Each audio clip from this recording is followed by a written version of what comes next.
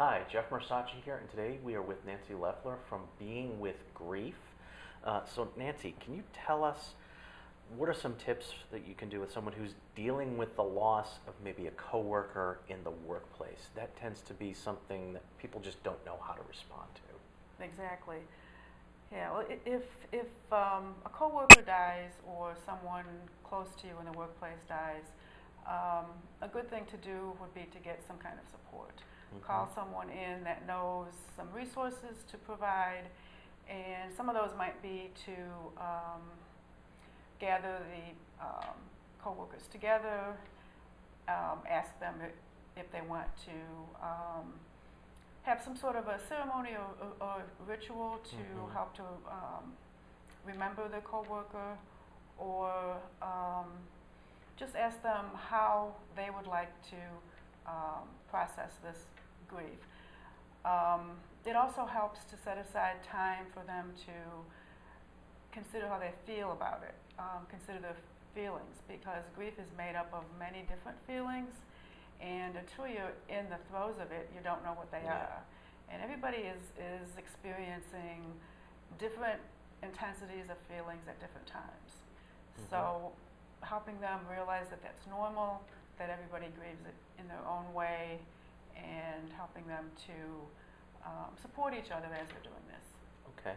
Well, it sounds like that's almost the job of either the boss or the manager to try to do that within the business. Is there anything specific that you want to give as advice just to the coworker?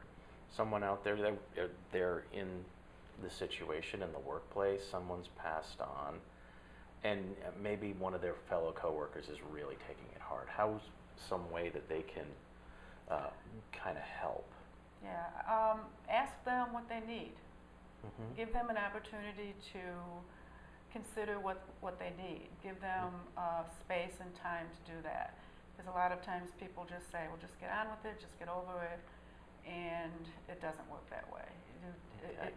You might think it does, and then later it comes back. And anytime we don't process grief, it may get repressed and may come back in a different form.